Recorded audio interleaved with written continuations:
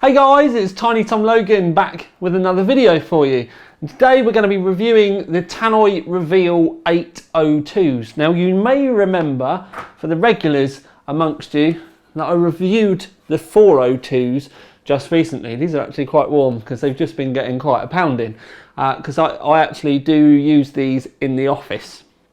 Now, in the comments, and considering that going into kind of studio monitors was a kind of different direction to where, you know, the normal gaming stuff is with our reviews and the hardware enthusiast side of things, going into that dedicated monitor side of thing was a bit of a kind of step into the unknown, but the review was very well received.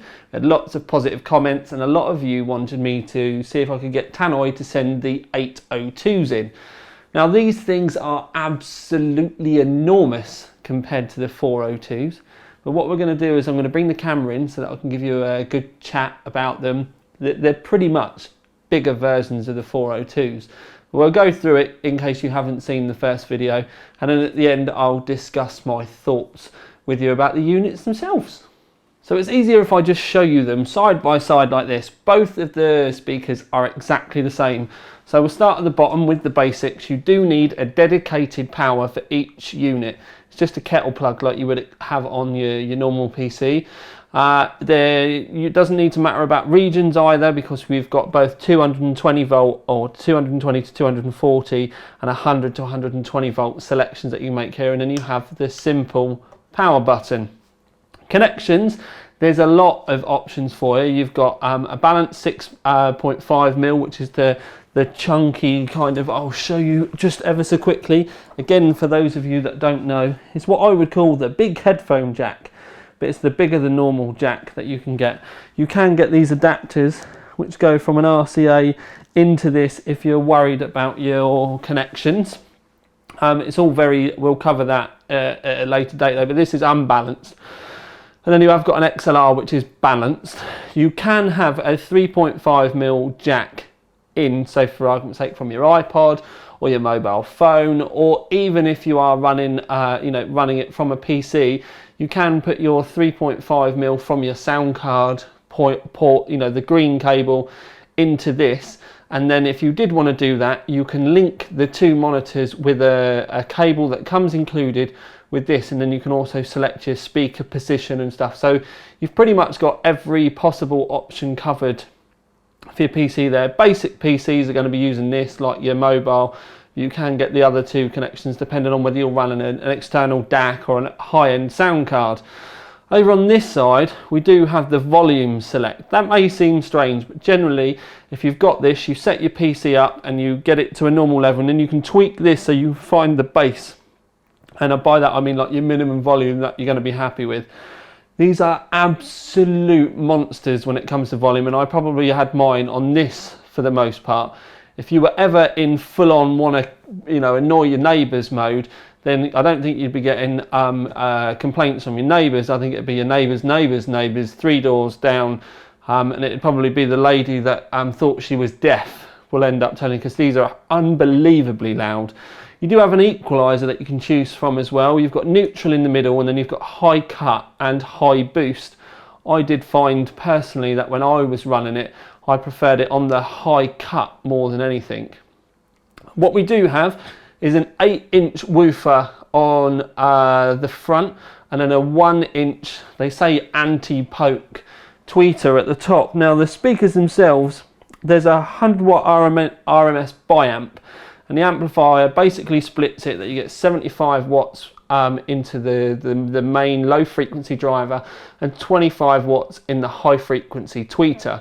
Don't forget that's 100 watts per cabinet, so you are going to be putting out 200 watts if you were to have it all wound up and everything anyway.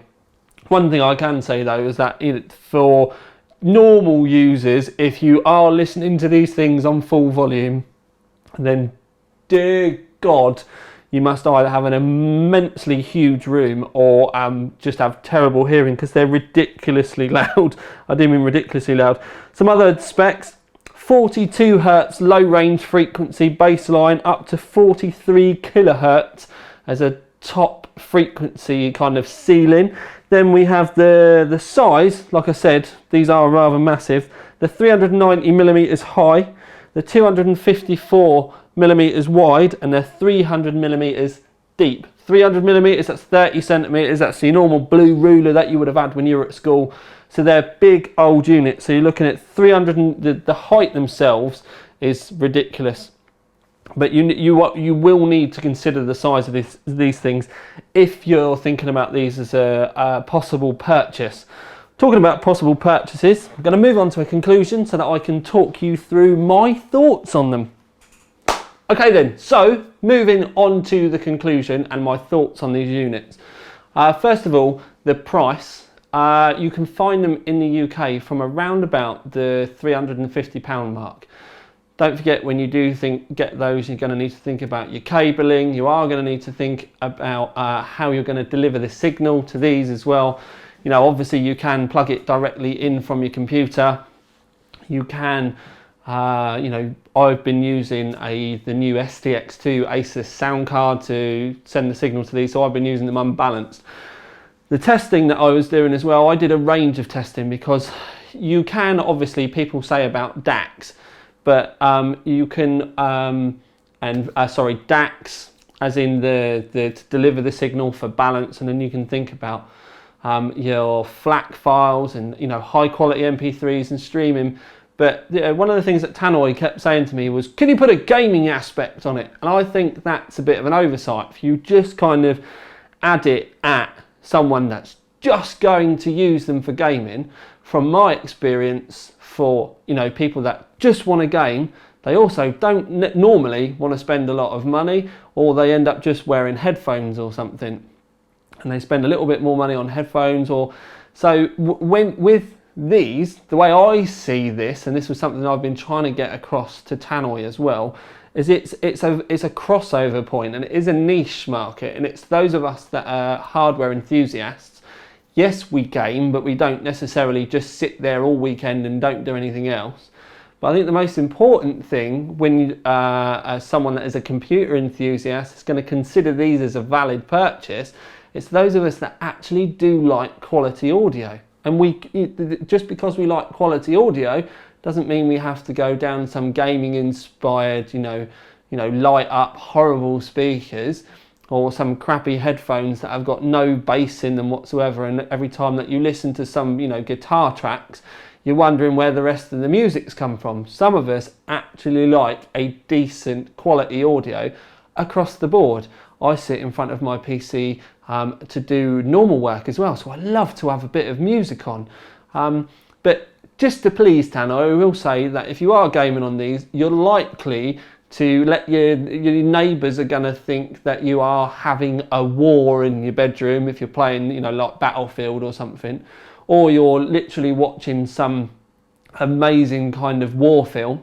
If you're racing, they're likely to think that the Formula One is in your bedroom or your front room or wherever you're playing it. But when you do kind of step away from that, you know, like the gaming inspired sort of things, move into your music, you better go around and ask your neighbours what kind of music they like, because they're going to be listening to a lot of yours. These things are absolutely ridiculously loud.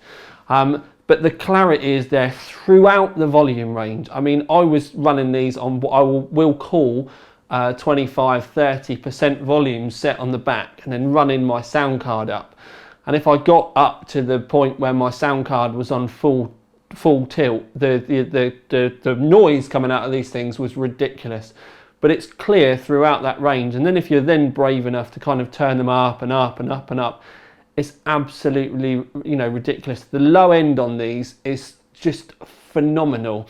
Something that I'm always hearing is people going, oh no, I can't go stereo because I've got to have a sub.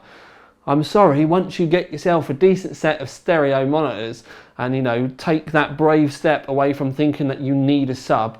I mean, I think the only people that really think they need a sub are people that drive around, you know, with the boy racers cars with like the subs just pounding out and windows shaking, and it's just horrible. It's all bass. This is back to the levels of when, you know, there's a massive amount of bass there, but it works with everything else. There's nothing kind of, you know, like you're not scrabbling to hear the mids, and, you know, there's not too much highs or not enough highs. it's just so clear. And one of the things I would say is if you end up buying these, every party you go to, you're going to end up asking your friends if you want to bring them along, because they're probably, you know, if you were going to have a party in your garden or, you know, a massive hall or something, you could easily get away with taking these. They're ridiculous. One thing I would say though, from personal experience, because I had these, I've got a triple monitor set up because that's how I have my workstation set up. I don't use that config for gaming, but for you know, as a workstation, it's perfect for me. I had the speakers right at the outside of the three monitors, sorry. I would personally say that I would prefer to have had them a little bit further away. If you have a room and you imagine that you're on the longest wall, your PC is in the middle of it, I would probably go as far to say put these as far away from you as you possibly can. If you do that, and I have tested it, and it kind of had them at either side of the room, they're unreal. I think I know they're near, excuse me, I know they are near field monitors, but if you do get them that little bit further away, it does seem to get a lot clearer, rather than you being, you know, having them too close. They effectively turn themselves into 100 watts each side headphones if you have them too close. If you get them that little bit further away, you do actually start to pick up a lot more in there, and they're absolutely amazing. The only negative point I've got on them is they are, like I said, enormous. But like I said, if you're really seriously thinking about getting these, I would move them that little bit further away, maybe even rethink the way that you've got things set up in your room, but you will thank me for it. Award-wise, I would happily give them the OC3D Gold Award, because for 350 quid, I do actually rate these above the KRK RP6s that I personally bought last year for my birthday. If only Tannoy did white ones, we could be having some serious TTL white Gold Award jizzing all over the place over these.